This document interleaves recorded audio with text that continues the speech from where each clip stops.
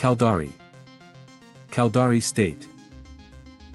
The Caldari state is an authoritarian militaristic nation, founded on the pillars of duty, loyalty, efficiency, and hard work.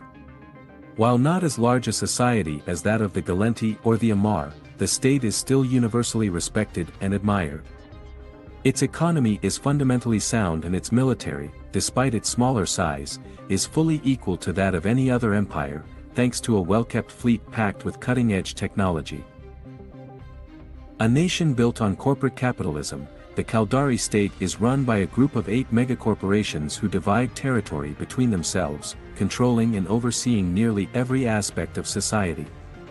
Each corporation comprises of thousands of smaller companies, ranging from industrial companies to law firms. All real estate is owned by the companies, which then lease it to the citizens. Government and policing are also both handled by independent companies funded by each of the megacorporations. History. Before the founding of the state, the Caldari were not a singular entity. Like their Gallenti neighbors, they were composed of different races on different continents across Caldari Prime, although the bulk of the population was located on the Tichiona continent. Tichiona was united, between AD 17453 and AD 2988, under the Rada Empire, with existing ethnicities at the time organized into political entities in the form of houses. First contact. The term Caldari was coined after first contact with the Gallenti in AD 22517, as a planetary identifier used to distinguish the races of their home world from those of their newfound partners. By this point, each Caldari race was organized into its own fully fledged nation on Caldari Prime, with minimal to no cross-ethnic mingling. The boundaries between these ethnicities were profound, not only in physical appearance, but also culturally, with the Caldari's concept of a nation differing vastly from the Gallenti's definition, the latter of which tended to be built around ideology, rather than race or culture. Even when the megacorporations secretly colonized regions of space on behalf of their master nations, the Caldari continued to identify by their original ethnicity. This practice continued after the founding of the Federation, and it was not until the secession of the Caldari in AD 23154 that the situation changed. When the chief executive panel usurped control of the home world from the indigenous nations, all who supported the secession were swept along in the following social upheaval. Corporate state.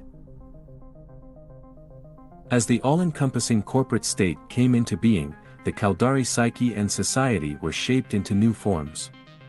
The largest Caldari ethnicities, the Dedius and Sivire, were deeply affected by these changes and molded to the norm.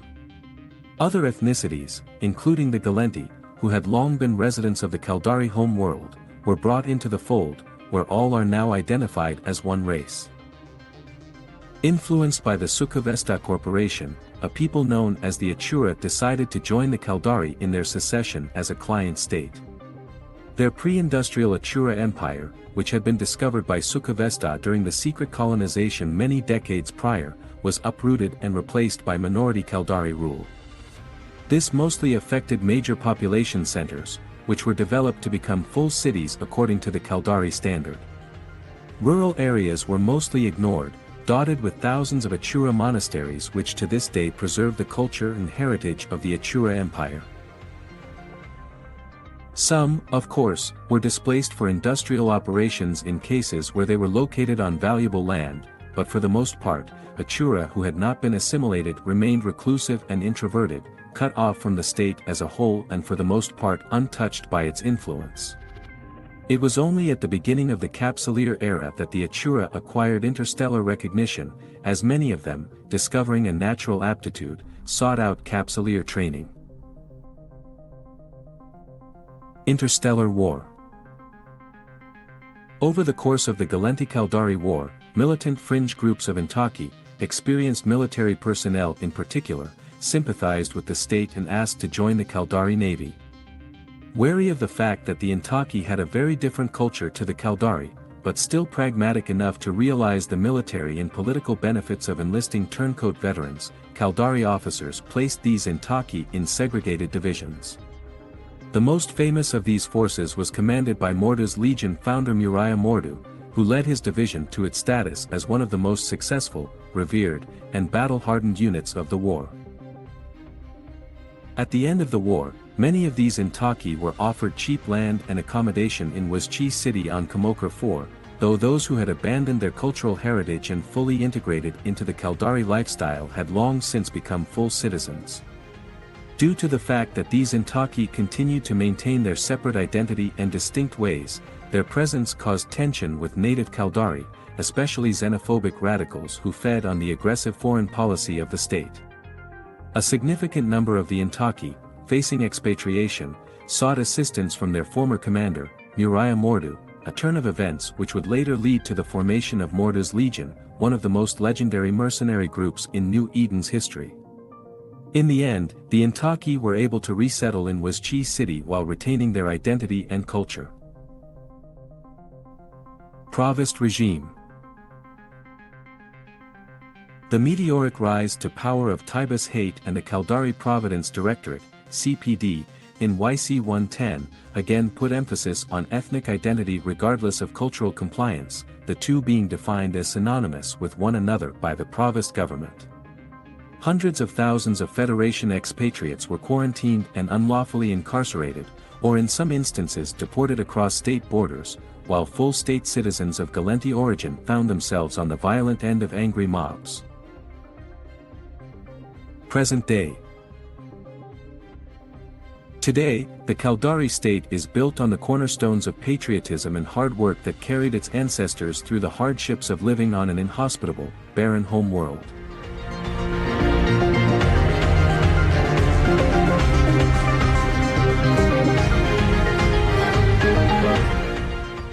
Megacorporations.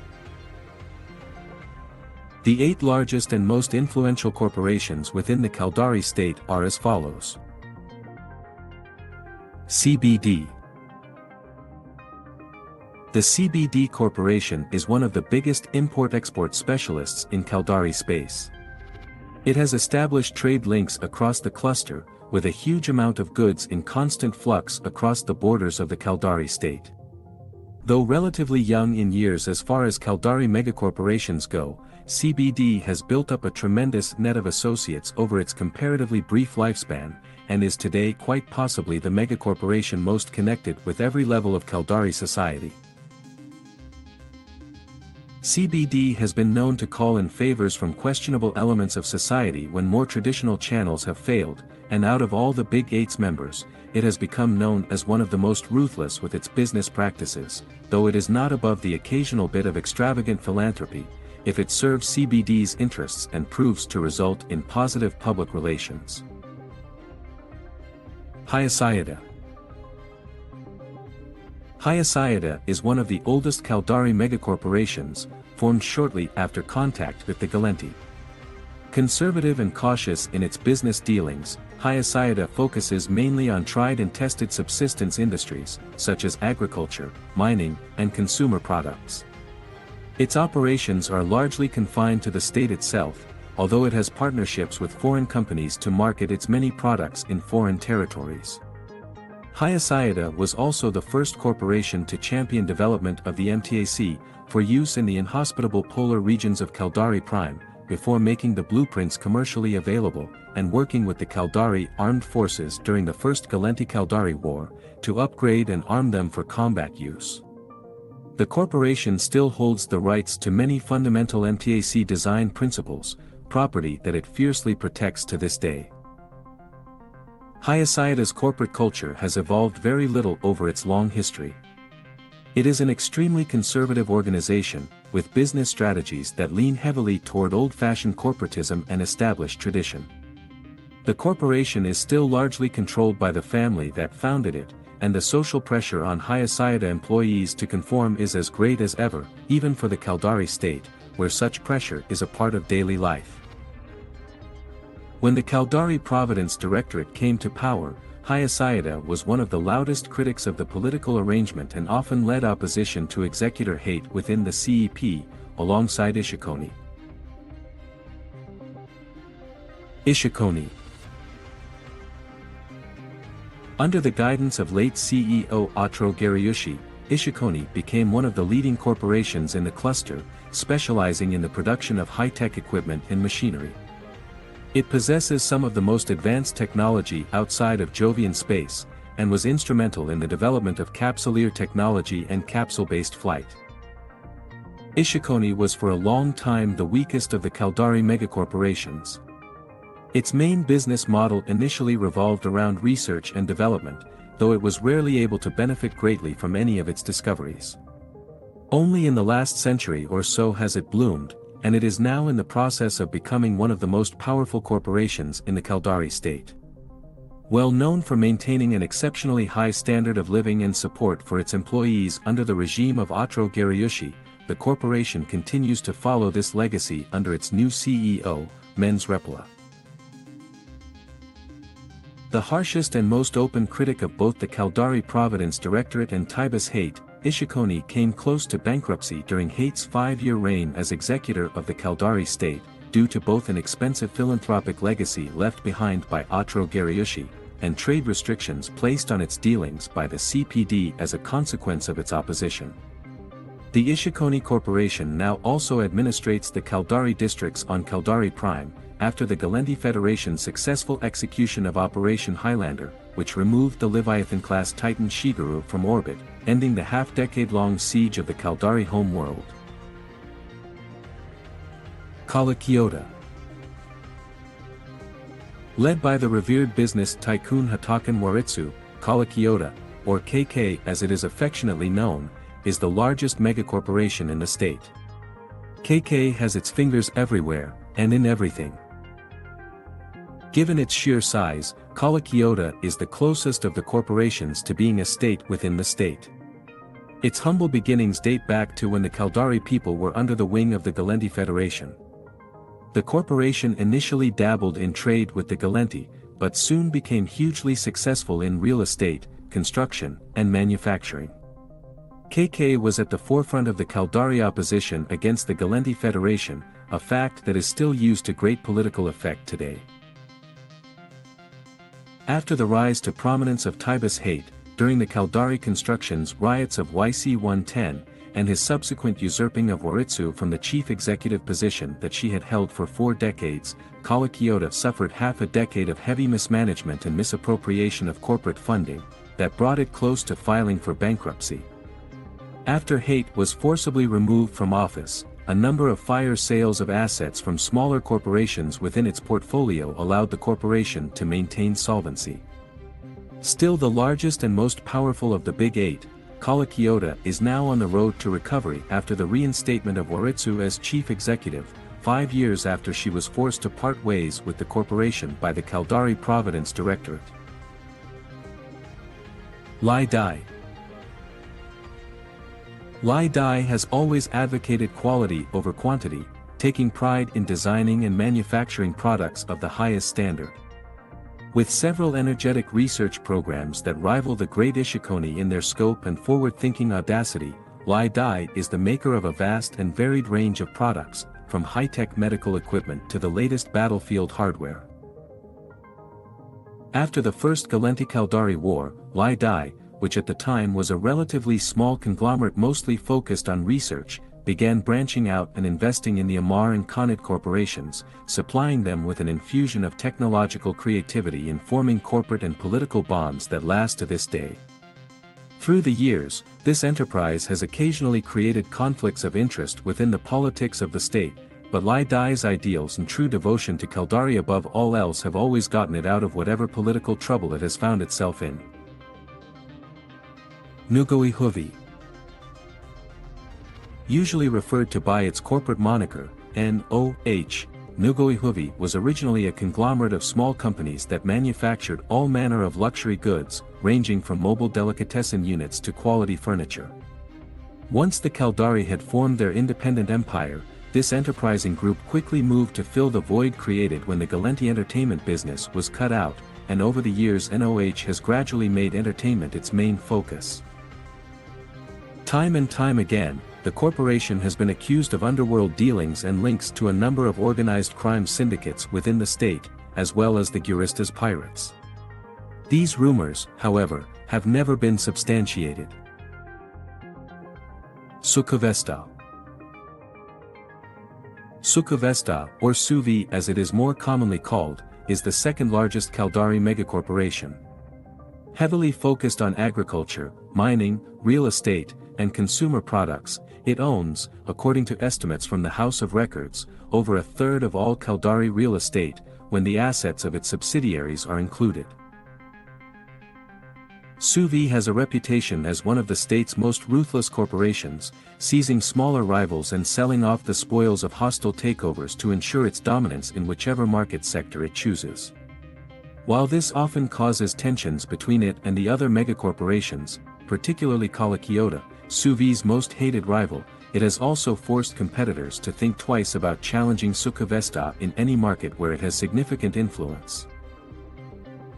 Throughout the ages, several scandals involving questionable gain of property and loss of innocent life have been quelled by Suvi's extensive PR department, known to be the most skilled of its kind, operating in the Caldari state, and quite possibly the whole cluster. Wayurkami. Known and respected throughout New Eden, the Saituota family name has been the driving force behind the Wayurkami Corporation ever since its inception over a century ago, in the years preceding the Galenti-Caldari War. With a reputation built upon the unimpeachable word of its founder, Tayanal Saituota, Wayurkami continues to enjoy unique relationships with many of New Eden's most influential corporations. Given the reputation of most megacorporations, Wayurkami is regarded by those inside and outside the state as a curious anomaly, due to its reputation for straight-laced business practices, though, as many an unwary competitor has learned over the years, this does not make it any less of a force to be reckoned with. The Saituota family has long been known as one of the most loyal and patriotic entities within the Caldari state, commanding immense respect and remaining concerned with the promotion of Caldari ideals above all else.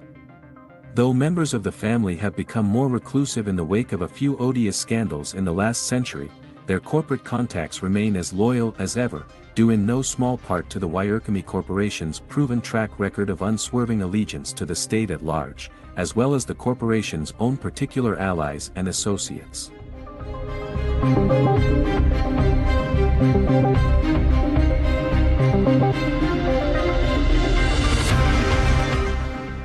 Political structure.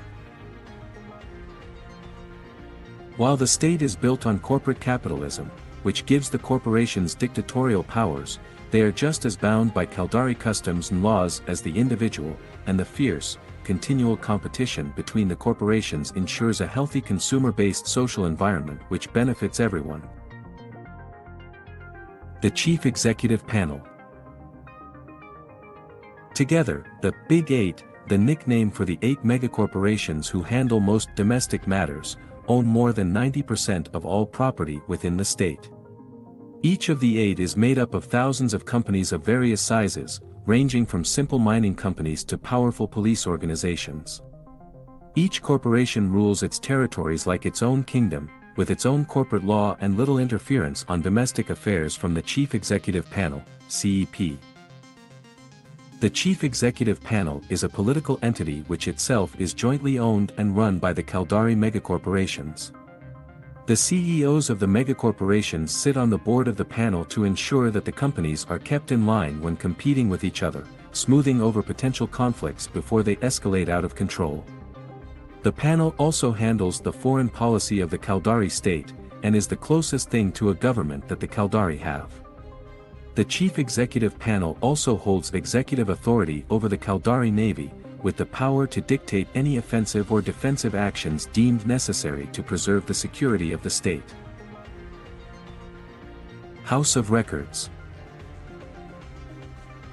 Owing to this rather fragmented style of leadership, the House of Records was also established by mutual agreement to act as a central source for record-keeping within the Caldari state. The House of Records acts as a national archive, digitally storing vast quantities of data that detail every transaction, business deal, and governmental interaction within the state. Caldari Business Tribunal. The Caldari Business Tribunal, CBT, was established by mutual consent of the CEP.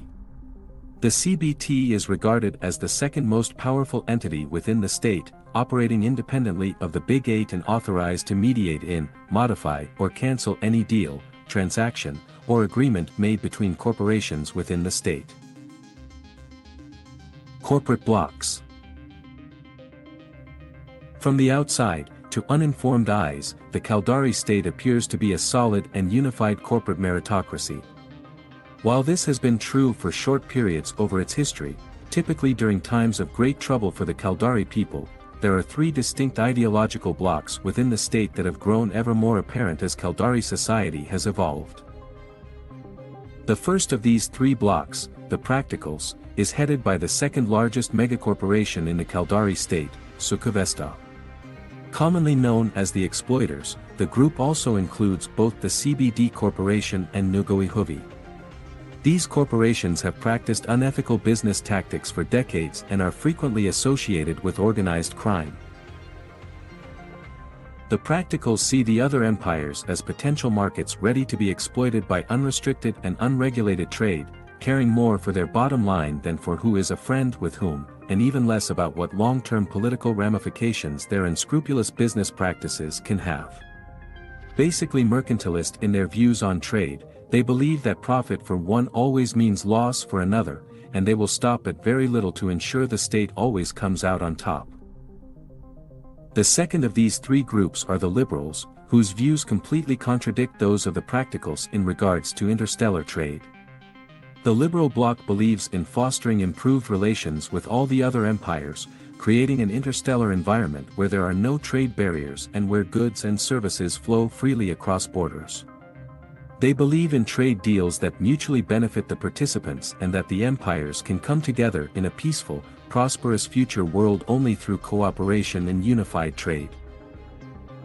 The liberals are led by the extremely influential Ishikone Corporation and also include the Hayasayada Megacorporation, and Ishikone's daughter corporation, Zainu Biotech.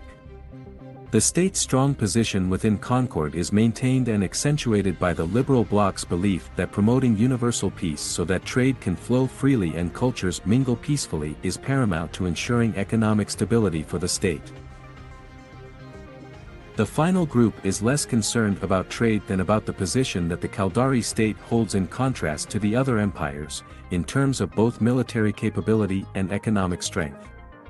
These are the Patriots, and they are led by the monolithic Kala-Kyoto Corporation, which is the largest megacorporation in the Caldari state, followed by the Lai Dai and Wairkami corporations.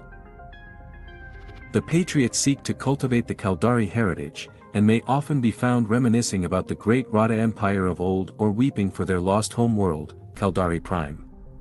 The most fanatical of them cry for a renewal of the war with the Federation, but they are a minority. The majority sees economic dominance across the cluster as a tool to promote military power. The Patriots are willing to negotiate alternative ways to acquire Caldari Prime other than through war, but they know they can only realize that dream by convincing the Federation of the economic and, most importantly, militaristic superiority of the Caldari state. They strive to promote a state that outshines the Federation in every possible way. Finances. More than any other faction, the Caldari state has a fixation on its finances and financial systems. The state has no central currency, with each megacorporation using its own scrip. Independent corporations use the scrip of a patron corporation or the ISK. Each megacorporation is then built around a massive investment bank, which forms a skeleton for each individual corporate empire. Caldari Funds Unlimited serves as the closest Caldari equivalent to a central bank, in addition to performing many of the functions of a normal financial institution. Seaguard Financial was a competitor to the major Caldari banks until YC29, when it was placed under extreme sanction by the chief executive panel and destroyed through corporate warfare.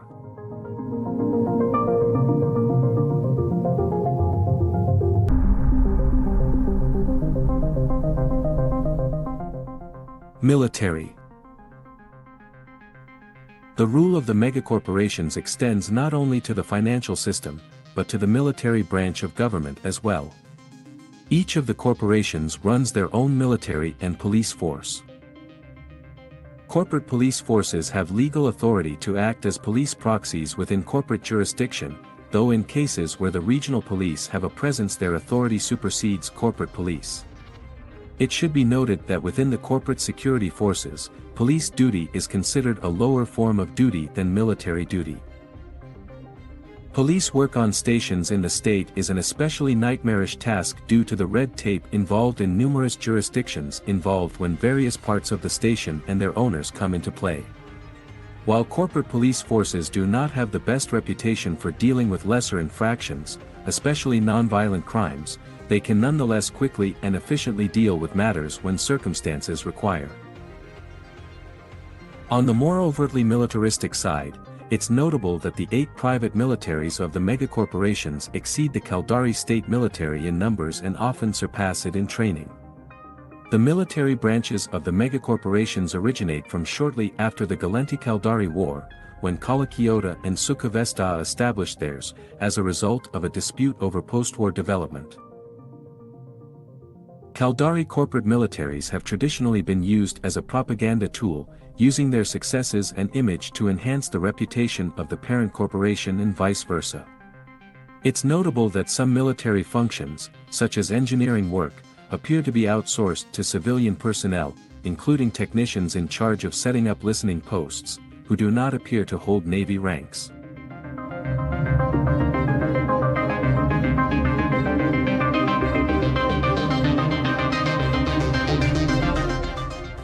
Culture and society. While the Caldari state may not be nearly as big as the Galenti Federation, let alone the Amar Empire, it is still universally feared and admired. With a strong economy and military might to match that of the larger empires, not to mention the fact that it is more unscrupulous than the Galenti and more combative than the Amar, the state is in many ways the most formidable of all the empires. As most Caldari trade is conducted on the blurred divider between corporation and nation-state, it can be difficult for the other empires to deal with it at the political level. If a company is found guilty of unethical business dealings, it simply disappears into its parent corporation, and before long another one appears to take its place.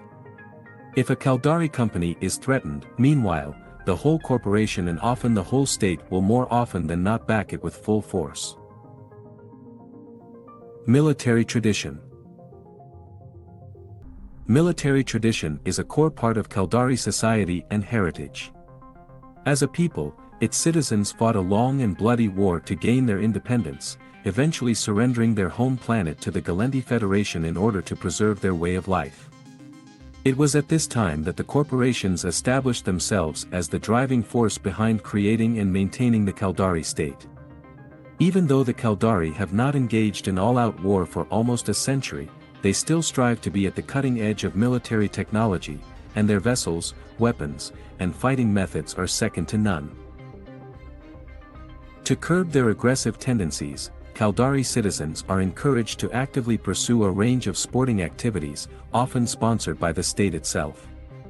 Many of these are bloody competitions in the vein of gladiatorial combat, while others take the form of races and contests.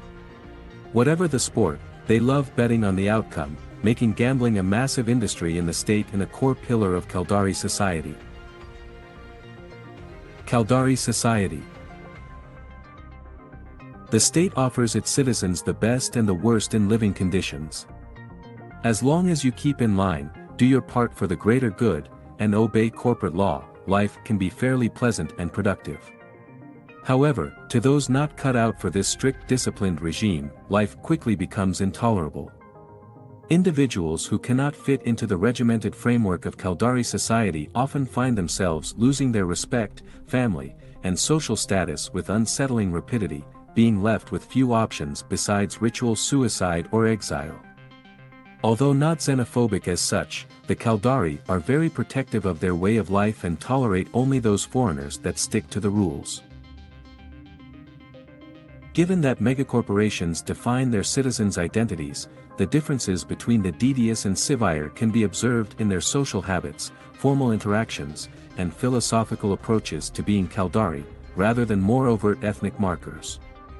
There is considerable academic debate over whether they can even be considered distinct ethnicities. Their characteristic social habits are a product of their upbringing, emphasized as a constituent heritage of the wider Caldari identity but otherwise not regarded as an important aspect of a citizen's life. Those outside the state generally do not make a distinction between these social habits, instead considering them all to be an overall part of Caldari culture, a view the Caldari are more than happy to encourage. Despite identifying as one collective Caldari unit, the Didius and Sivire rarely intermarry. The corporate-controlled marriage system segregates members of opposing genders. Same-sex marriage is neither recognized nor legal within Caldari borders, a frequent topic of controversy between the Caldari and the considerably more liberal Galenti. This grouping is based on similarities in physical appearance, alongside other considerations, such as personal compatibility in socio-economic standing. Maintaining consistency in physical appearance over the generations is seen as just one of the many necessities in the preservation of the history and tradition of the Caldari people. The integrated nature of New Eden's interstellar economy has seen many listed Caldari space stations become notably cosmopolitan, as has occurred across all four empires. Space trade hubs such as Jita 44 see travelers and cultures from across the cluster. However, these areas only make up a minute fraction of the state. On planets and elsewhere, the Caldari culture continues to dominate, though the Galenti economic and cultural influence established centuries ago, as well as its continuing efforts to permeate the state, never truly left. Caldari spirituality. While the Caldari are essentially a secular culture, there is no shortage of myth contained within their cultural heritage. Stories and folklore dating back to the early days of the Rada Empire can be found permeating every stratum of society, and though the Caldari do not view their mythical symbols in an overtly religious way, there is easily as much distilled wisdom to be found in their countless fables as in all of the Amar scriptures put together. The spiritual tradition is considered a part of the Caldari way and is sometimes specifically discussed under the name Wayism. Ever since the time of the Rada Empire, the Caldari have found great purpose through their mythology, and they are great lovers of aphorisms and sententious poems. Though they certainly harbor a propensity for rigid traditionalism, they have little use for organized religion or dogmatic screeds. Such things seem to them a waste of time, energy, and resources. However, and no matter how much they themselves might deny it, there is a marked spiritual streak in the Caldari soul, particularly among the Achura. Caldari spirituality could be more accurately be described as a system of thought or a philosophy than a religion, though many Caldari would not even go that far. One term for it in the Caldari language is Kuchuodo Miru, best translated as mind tool, essentially a set of practical techniques meant to help an individual maximize his focus, equanimity, and mental fortitude. The practice of Kuchuodo Miru within the Caldari way has expanded from an ancient core to include numerous subdisciplines of mind and body, including martial forms. The foundation upon which practice of Kuchuodo Miru rests is the activity of piercing the veil, essentially, reaching beyond one's subjective interpretations of worldly phenomena and ideas to perceive the impassionate reality beneath it all. This exercise is said to remove extraneous clutter from the mind, sharpening it for whatever task is at hand. It is also said to calm the waters of a competitive intellect roiling with hopes of power and victory, ensuring that the desire for glory so powerfully instilled in all Caldari doesn't run away with the individual. In Kuchuodo Miru practice it is entirely possible, in fact rather common, for there to be no mention of any kind of deity and no inkling of any sort of worship. Indeed, as far as many corporate Caldari can be said to worship anything, it is reality itself that they revere.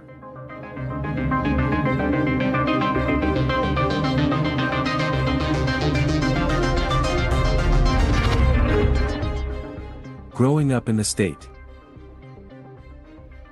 The Caldari home world, Caldari Prime, was an exceedingly inhospitable planet when the first colonists settled there many thousands of years ago. In order for them to survive in the wake of the Eve Gates collapse, it was necessary to adopt stringent social and behavioral codes and to inculcate in their children a love for discipline and merit. Being good at something became not just desirable but simply a necessary survival trait, and therefore it naturally followed that the better you were at something, the more value you brought to society. From birth, a Caldari child is bound to the corporate state. Almost universally, children are born in corporate medical facilities under the supervision of the best specialist the parents' rank and status dictates. Any genetic manipulation, implants, or other treatments are also assigned on the basis of the family's contribution to the state. Families wishing for better care can work out an agreement with their individual employers. This usually involves borrowing additional funds and paying them back over time out of the parents' salaries.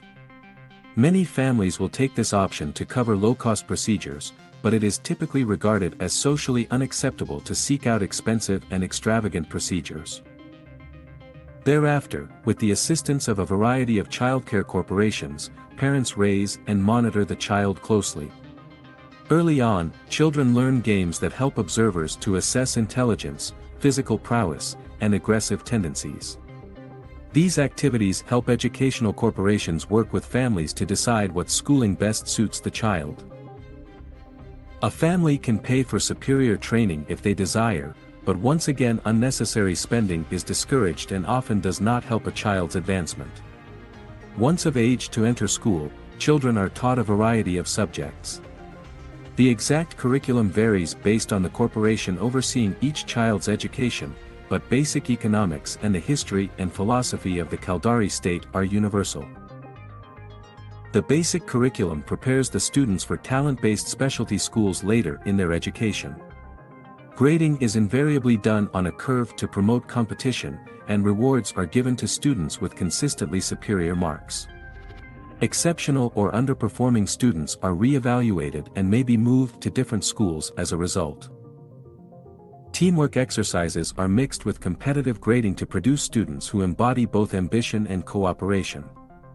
In addition to academics, children are encouraged to socialize with their fellow students in other ways. Much of this adolescent socializing is done around various clubs and extracurricular activities where new members usually must pass some sort of entrance test to be accepted. Students tend to socialize with fellow club members, and members often compete internally for leadership roles and privileges. Teamwork is also emphasized, though, with a variety of competitions pitting the members of one group against another. Prizes for success are special privileges and resources for the club and its members. Through these extracurricular activities, Caldari children are introduced to a number of competitive sports. Martial arts, contact sports, and games combining creativity with tactical cunning are the most popular. Exceptional performance in these activities often results in acknowledgement and privilege, and talent scouts for the professional leagues monitor potential stars as early as elementary school. Injuries are common in this domain, but medical care in the state is first among the empires, and is additionally free of charge to citizens. Attendance at these sporting events is a major pastime for both children and their parents. The military also takes an active role in a child's life. Most schools teach basic military history, and soldiers regularly come to speak to classes and discuss careers in the service. So strong is the nation's military tradition that after formal schooling is completed, every citizen must complete a very basic form of military training and 3 years of conscripted state military service before beginning his working life, even if she is not headed for a military career. This is one of the fundamental reasons why the state is able to mobilize so quickly in case of national emergency. By the time a child graduates from secondary school, he is well on his way to his career. The student and his family are provided with a list of corporate-approved universities and academies appropriate to his academic level. Though students can go to more prestigious schools if their families pay the extra education costs back to the state, most students simply attend the best school picked for them. In almost all cases where a student would want to make his own choice, he would base his decision on which school would maximize his natural abilities in such a way that he could offer the maximum benefit to the state. Caldari universities and academies are very similar in structure to earlier schooling. Grading is curved, socialization is based around activities and studies that test creativity, logic, strategy, and other traits deemed useful to the state, and the successful are earmarked for placement within the upper ranks of Caldari society. Upon reaching adulthood, a Caldari individual will have been tempered in the fires of adversity and competition. He will have learned to view himself as a vital part of Caldari society, and he will have also learned that the winners benefit the most from that same society.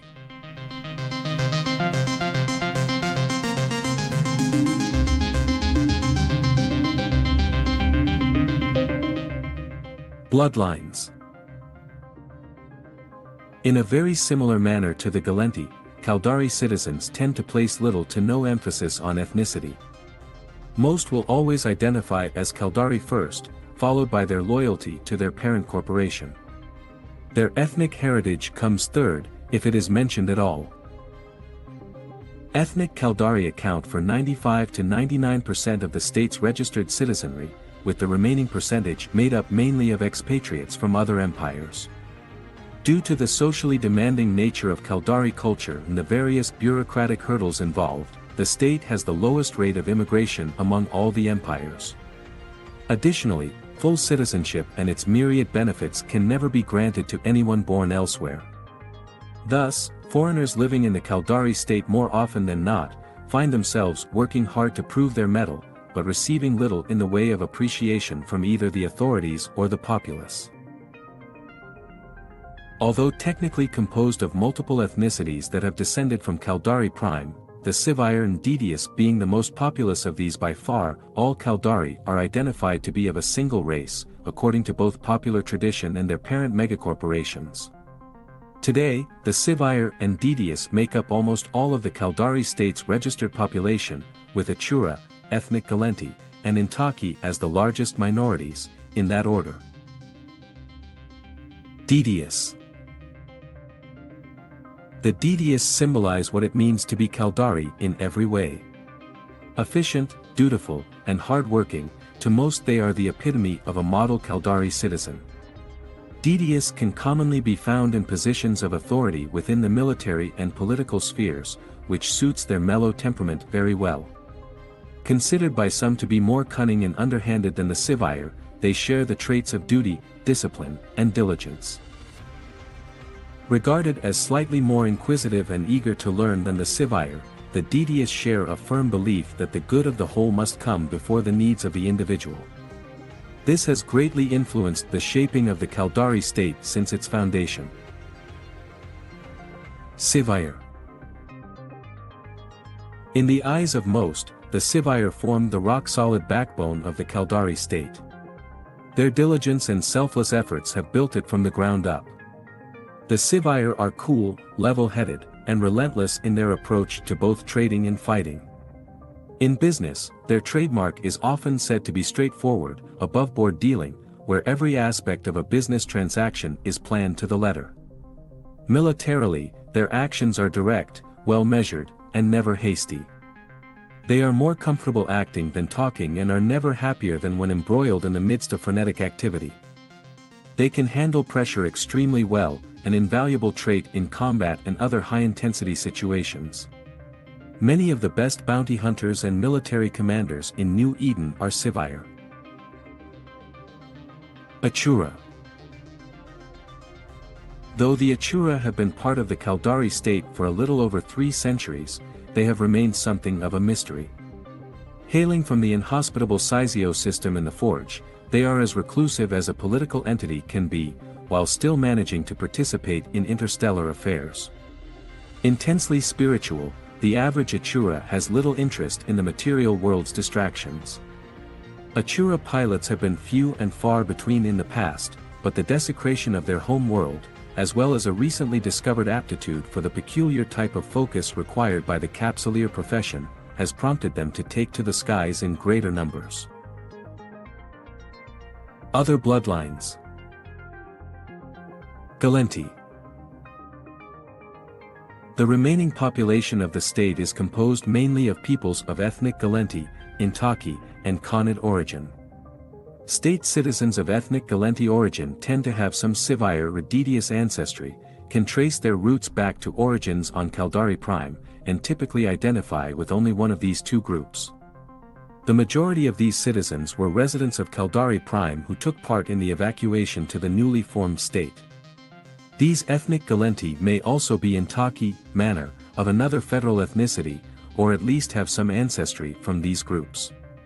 The vast majority no longer identify as Galenti and tend to be widely considered by both themselves and others to be of the Caldari race.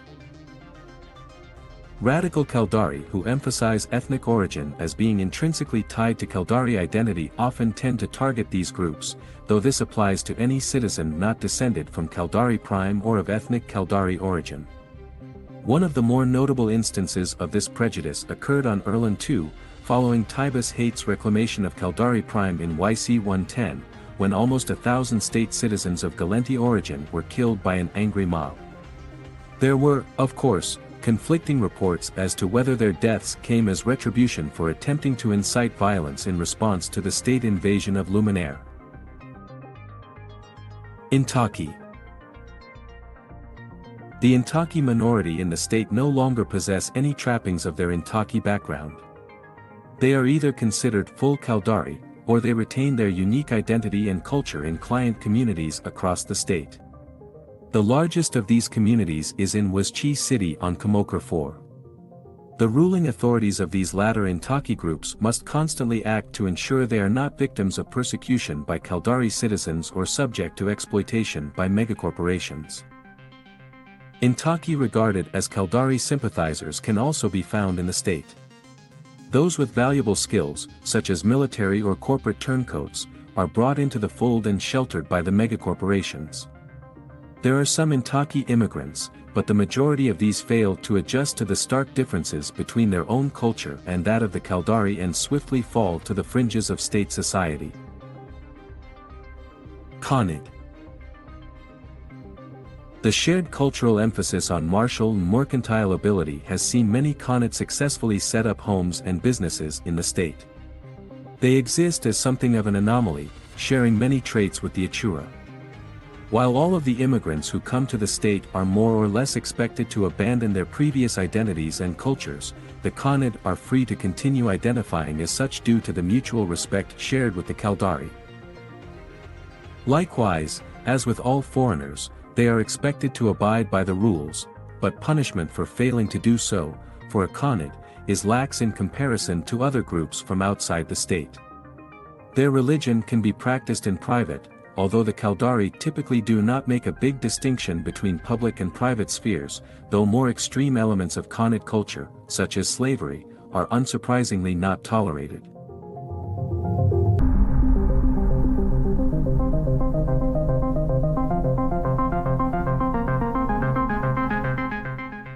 Notable characters. Atro Gariushi. Atro Gariushi was CEO of Ishikoni from YC-100 until his death in YC-110. Unbeknownst to the general public, Gariushi was a former Juristas pirate with a 25 million ISK bounty on his head, whose actions led to the private disgrace of preceding CEO Les Aquilin, as well as the field testing of the first prototype Scorpion-class battleship. After a turbulent childhood on an Ishikoni-owned mining colony on Dranali 7, and subsequent rough years with the Juristas pirates, Gariushi was taken under the wing of his father's partner in crime, and from then on, began a campaign of sabotage against the Ishikoni Corporation, whose members had orchestrated his father's death, some years before. Eventually, after revealing the gross corruption of the corporation's CEO and demonstrating the capability of the prototype battleship in combat, Gariushi earned himself a reputation as a Caldari first leader, mending the bitterness caused by his predecessor. His remarkable work ethic and humane treatment of citizens under his corporation's employ impressed the Caldari elite, earning Atro near celebrity status in the state. Renowned for the prominent skull and crossbones tattoo on his cheekbone and his spectacularly ugly features, He also cut an unusual and intimidating figure at business meetings, a fact he always played to his advantage. Gariushi was killed in the attacks on Ishikoni's headquarters on May 15, YC-110, when the Nix-class supercarrier FNS Wandering Saint slammed into the station, killing hundreds of thousands during a Caldari Galenti economic summit. Hatakan Waritsu. Of devious descent, Waritsu is regarded as one of the most versatile and cunning businesswomen in the entire Caldari state. Serving as the chief executive of Kala Kyoto for almost 4 decades before being driven into exile at her home on the outskirts of the Caldari metropolis of Kayarth, she is known for her calm and controlled demeanor, which belies her immense presence at the boardroom table. Waritsu grew up in a family environment where everything she said or did was remembered, judged, and later exemplified when warranted. Tending a small garden behind her childhood home was one method she used to cope with this environment, and it was there she made herself a promise to become powerful and rich, 1,000,000 times more wealthy than the second wealthiest man in the world, she said. She has a penchant for eccentric gardening involving the cultivation of all manner of exotic plants in a vast greenhouse attached to what she terms her palace. A patient woman of dizzying intellect, Waritsu is renowned for laying complex plans which may take years to come to fruition, and does not believe in allowing automation or any other outside process to rule her life. Recently reinstated to her position as chief executive of Kala Kyoto, she has been charged with bringing the corporation back to profitability after a half-decade of mismanagement and misappropriation by Taibas Hate's regime. Taibas Hate. Little is known about Hate prior to YC-105, when he was dismissed from his position as a Home Guard soldier after a series of racially motivated attacks on several station inhabitants. He went on to become an MTAC operator at Caldari Constructions and was later named Employee of the Month. The reward for this distinction was a mechanical pocket watch. As he prefers things he can fix himself, Hate is reportedly quite fond of this memento. He rose to prominence in YC-110 via an uprising at the Caldari Constructions facility in the PIAC system. His actions, especially a much-publicized scene of him braving Home Guard fire to rescue a wounded comrade, generated massive support from the rank-and-file Caldari. To everyone's surprise, the incident ended when Xavier Black, an agent of unknown affiliation, secured control of Caldari Constructions and appointed Taibas Hate as CEO. Following the Malkalen catastrophe later that year, Hate's particular brand of anti-Galenti patriotism fanned the flames of war, with the majority of Caldari corporations pledging themselves to Hate's new Caldari Providence Directorate, effectively making Taibas Hate dictator of the Caldari state, a position he then used to institute a series of reforms intended to bring the Caldari back to a meritocratic society. The Minmatar Elder attack on the Concord headquarters in Ulai created an opportunity for Hate to initiate a massive invasion of the Federation with single-minded intent, the recapture of Caldari Prime. Subsequently, Caldari Prime became a bubble of Caldari territory inside Federation space. After a number of gaffes in leadership due to instability caused by a wasting affliction known as Dirge disease, Hate's gradual fall from grace culminated in a successfully executed operation by the Federation Navy to remove Caldari Navy and Caldari Providence Directorate forces from the orbit of Caldari Prime. This has come to be regarded by many as the final nail in the casket for Hate's political career. Within 2 weeks, after a failed attempt at besieging a Caldari construction station in the Caldari Galenti border system of Hatomo, Hate was removed from office as executor of the Caldari state, and forced to flee into the border zone to avoid being captured and tried for war crimes and multiple terrorism charges. Although Hate remains at large, on October 3, YC-115, wreckage from 2 of his escort vessels was found in the system of Hakonen in Lone Trek. No bodies were found on board, though there were clear signs of a sustained firefight. Hate's bloodied Caldari Constructions Employee of the Month watch was recovered at the scene. Admiral Yakiya Tavaltoba. One of the most famous Caldari military officers to ever serve in the Caldari Navy, Tavaltoba was an admiral during the First Galenti Caldari War. He piloted the first ever fighter carrier, the Caldari, during the most pivotal battle of the entire war. Initially a water freighter, the Caldari was refitted to act as a fighter carrier during the orbital bombardment of Caldari Prime, and Toba was selected to pilot it due to his commendable leadership ability and his outstanding piloting skill. Both the Caldari and Toba are well known for a week-long run of relentless guerrilla fleet actions against the Gallente home fleet shortly after the start of Caldari Prime's evacuation. The most famous part of this operation was its culmination, in which the admiral ordered all non-essential personnel to abandon ship, before sacrificing himself and flying the heavily damaged carrier into the atmosphere of Gallente Prime, where it broke up on entry and struck several areas of the city of Hurimont, resulting in the deaths of over 2 million Gallente. The resulting diversion of Gallente forces from the front lines to assist in aiding the city, enabled the Caldari to successfully complete their evacuation of the Caldari people from their besieged home planet. To this day Toba is revered as one of the greatest heroes in the history of the Caldari state, and traditionally, his name is the first phrase that every Caldari child learns. Admiral Visera Yanala. In service of the Caldari state for 84 years, Admiral Visera Yanala was one of the longest-serving and most respected officers in the Caldari Navy at the time of her death on March 22, YC 115. Born on Caldari Prime before relocating to Kisogo 8 in her early years, Yanala shied away from the limelight for most of her career. She rose to prominence when she was drafted out of retirement to reassume command of the Caldari Navy Titan Shigeru, in March YC 115, during the tensions which served as a preamble to the eventual assault on Caldari Prime by the Federation Navy. Having served as captain of the Shigeru for 2 decades before her retirement, she reassumed command under direct orders from Tibus Hate, who was attempting to stabilize the situation. Exact details of the events surrounding the destruction of the Shigeru still remain unclear to the public.